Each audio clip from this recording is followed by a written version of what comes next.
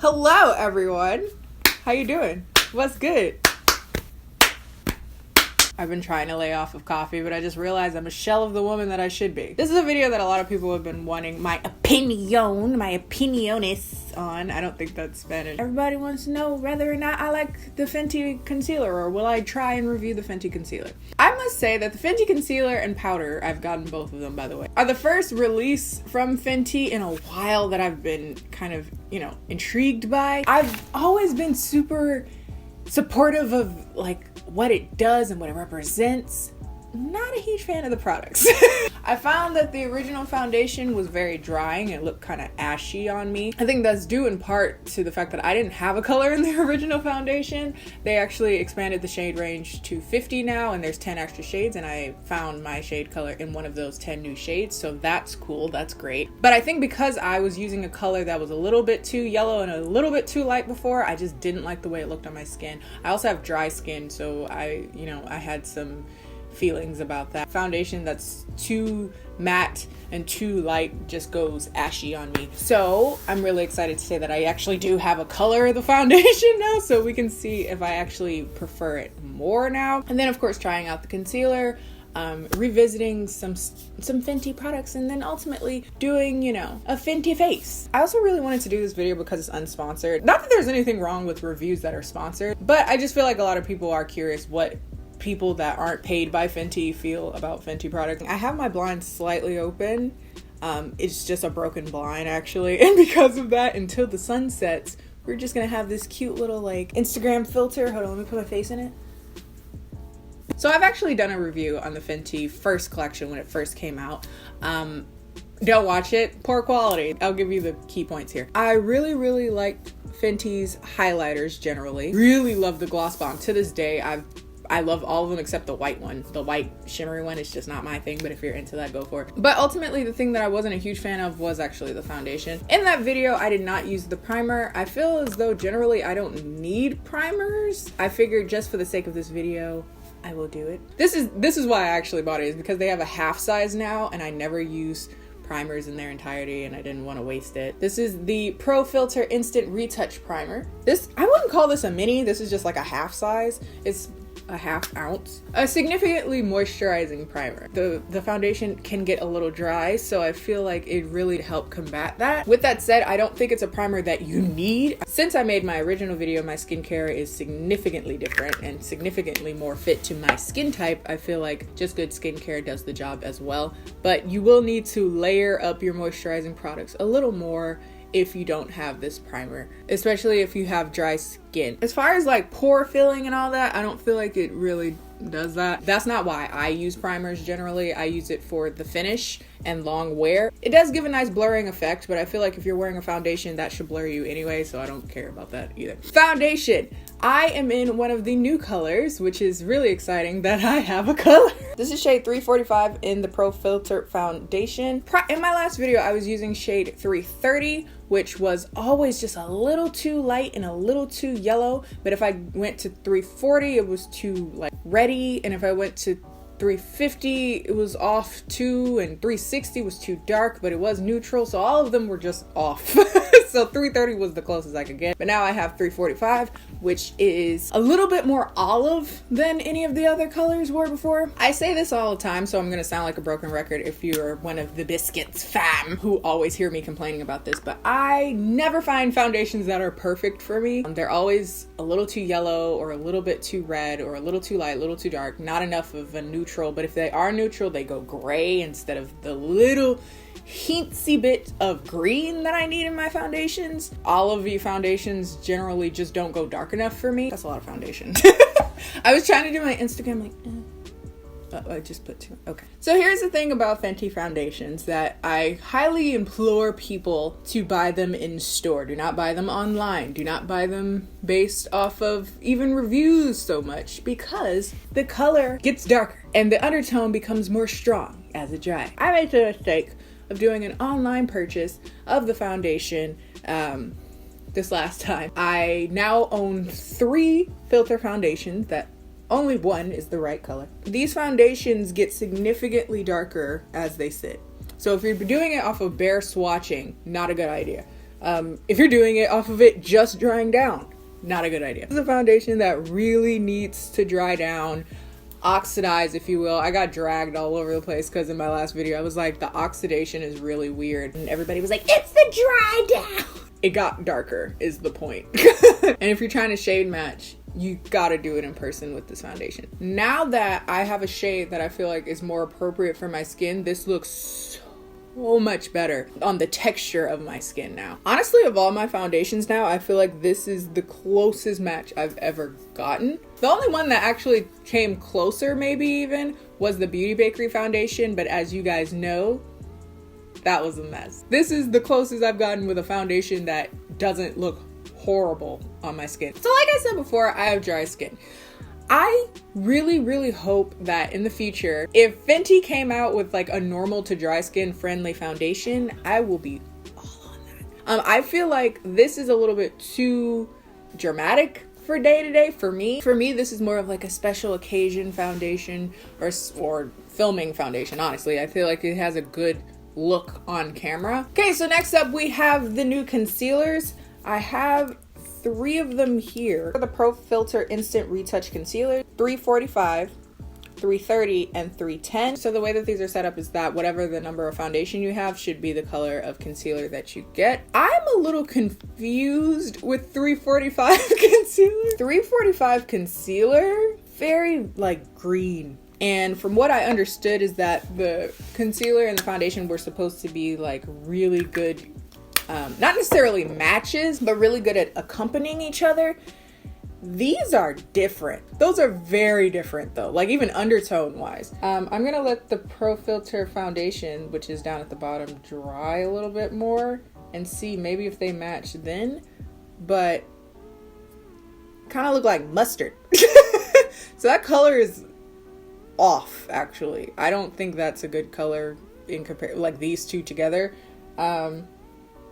But okay, in fairness, I haven't used it to conceal anything on my face yet, but just looking at that, it looks like Dijon. Wouldn't it be funny if this is the best color I've ever had for concealer? Because it does look like mustard, and very few people make mustard colored concealer. Hey, that color is weird. Yeah, it kind of just looks like I have like a mustard a mustard mustache. I'm gonna go with the foundation just a little bit and try to correct that. Okay, so that color is a no, but we still have other 2. For under eyes, I'm gonna try either 330 or 310. I couldn't quite tell which one would be best. Yeah, so definitely 330. And I'm gonna go under the eyes with that. She's moist, she's creamy. I find that super full coverage concealers for some reason just crease really bad on me, especially when they're super matte. This is not matte in the slightest actually. And 330 I feel like is a really good color for me under eye wise. I might add a little bit of 310 just cause. Similar, not exactly the same, very similar, NARS Radiant Creamy, which is one of my favorites, go-to concealers.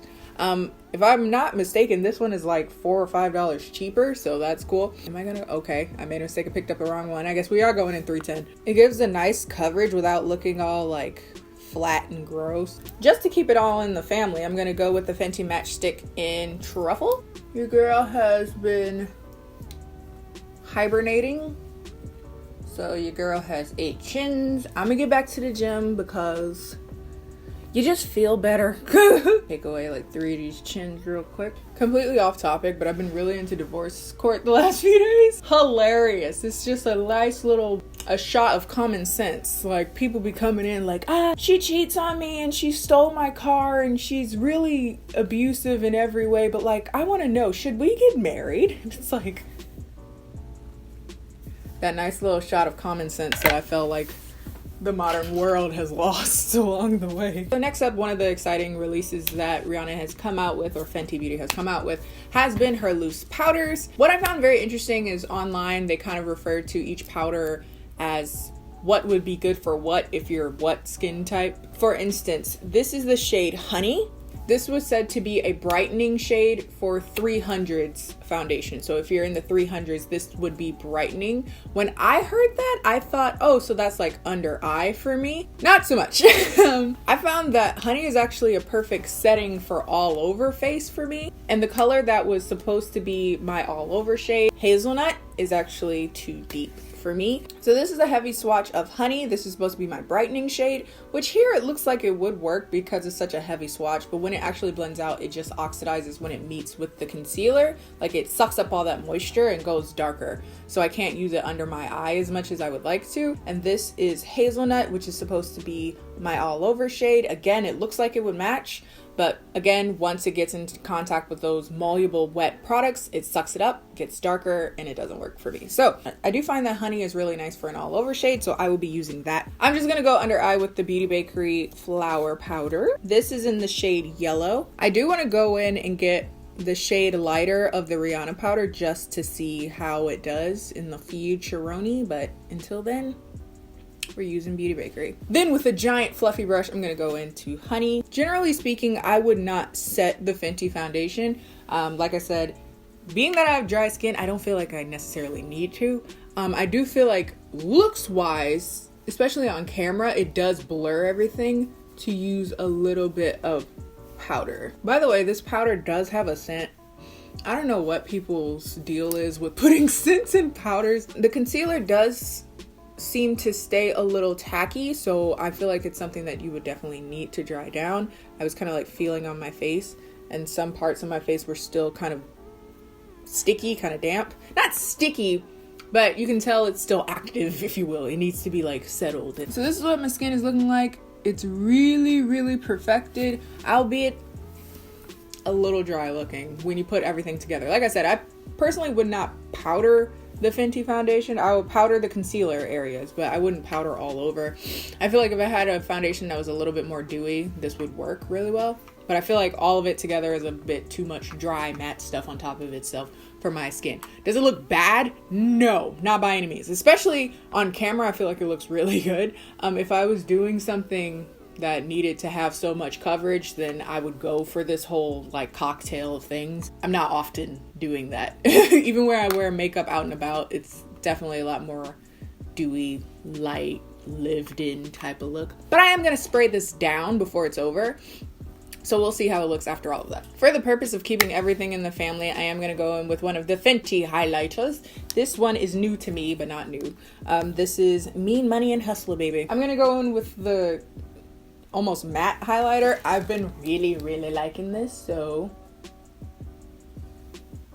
because it gives just kind of that iridescence, but it doesn't look like, oh wow, you have a crap ton of highlighter on. Going in with the stronger highlight, just like in the middle of it. Okay, I just finished up the rest of my makeup, finished up with a little bit of the Fussy Gloss Bomb, by the way, since we're talking about Fenty products. I did decide to spray down my face because I found that it was able to give it a little bit more of a balance. I find that for matte products, not just Fenty, but just matte products in general, if I use a nice setting spray, I'm able to get a good longevity from the matteness of the foundation and able to get like a more lived in look because I don't produce oils on my face, so I don't get that throughout the day. So I just always go in with the tried and true Espora Glow Fix Mist. I don't even use any of my other setting sprays, so why do I have them? And I was able to get a little bit of just a natural glow, a little tease. My hair just refuses to cooperate. Okay, cool. Yeah, you want to go there, you can go there. So I'm going to go and live my life for the next few hours. Honestly, I'm not going to be doing anything strenuous. I'm just going to be playing Kingdom Hearts and making a sandwich. And when I come back, we'll see how everything is looking as far as the concealer goes. I did notice I got some creasing, but at this point, I just feel like it might be my under eyes. Everything except like one or two concealers that I've always used don't crease on me. The Kaja one doesn't crease, and NARS Creamy Radiant Creamy Concealer. It'll definitely take a few more tries to figure out if it's just my under eyes in particular. The concealer itself, for that I use too much, just a lot of variables. Nothing terrible though. It's nothing like, wow, did you even set sis? Who are these people that I'm referring to that talk like this? But like, it doesn't look awful by any means, but it does look a little more creasy than some of my like lighter coverage concealers. I do like the overall look. I feel like I should have used less though. now that I'm thinking about it, because it was so creamy. I don't think that I needed as much product as I used. But anyway, I'm gonna go play Kingdom Hearts, eat a sandwich, and we'll be back in a few hours. It is currently 5:44 p.m. I don't do the early morning taping. I should be more productive. Whatever. I'll see you guys in a bit. Ooh, I look a hot mess. Okay, so hi, it's about 11:30 p.m. and I've had this foundation on for like 6 hours. I wish I would have had it on longer, but I'm tired and I want to go to bed. But also I feel like I have really put this foundation and concealer to the test because my allergies came in strong with this one. I've been having allergies for the last few days, and so my eyes get really red and my eyes start to water and yada yada yada. So perfect time to try this foundation. So my eyes are watering everything, and everything seems to be holding up really well under there. A little dry overall. Since we're re-reviewing the foundation, I will say that I like this a lot better than the first go around. The color is a lot more forgiving, and I think because of that, even though it is quite matte, way matter than everything that I usually use, it still doesn't look bad. It still looks very smooth and very perfected and blurring and all that. It doesn't look like I'm about to die, like I'm in my casket and they just powdered me over. She looks so peaceful. Now, as far as the concealer, I do really like the way it looks under my eyes. I feel like it stayed really well. I want to use it with a different foundation, honestly. I find it interesting that these two were put together, considering the foundation is so matte and the under eye concealer is quite glowy and creamy. Maybe that's to like balance everything so it doesn't look as matte. I kind of want to use this with my more dewy natural finish foundations, because I actually feel like I would prefer it more with that combination, and maybe something a little bit more heavy and more befitting with this foundation. Now, the one thing I will say about this foundation is that I don't see myself wearing it very often. That doesn't make it a bad foundation, it's just more about taste. I feel like this looks really, really good on camera right now, but in person it still looks a little heavy and dry. Could be because I applied a crap ton of foundation, that's probably the issue, but I feel like even regardless, it would still look a little dry on my skin type. But with that said, if I had like something really important and I wanted it to stay put for quite a long time, I wanted my foundation to stay looking flawless, honestly, for a very, very long time, this is something I would go to. I think this is more like a special occasion foundation for me. But yeah, the concealer is beautiful, beautiful coverage, not too heavy, not too light. Between the two, I would definitely add the concealer to my everyday regimen. I really want to try it out more. Not the 345 though, that color is weird. So if you're trying to get 345 as your base concealer color, unless you're straight up highlighter green, I don't think it'll work for you. I do feel like the powder is really, really nice and smoothing.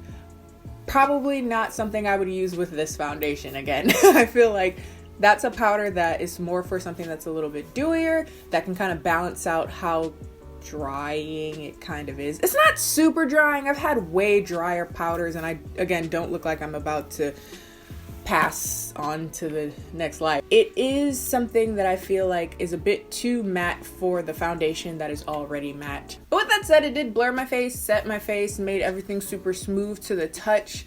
It's not doing anything weird like balling off like I've used foundations. You've seen me use foundations that start to like ball away, so it stayed really, really well. But that's all, folks. If you found this video at all helpful, don't forget to like, comment, and subscribe. Follow me on both of my social media, Instagram and Twitter, both of which are KennieJD, and I'll see you guys next time. Bye.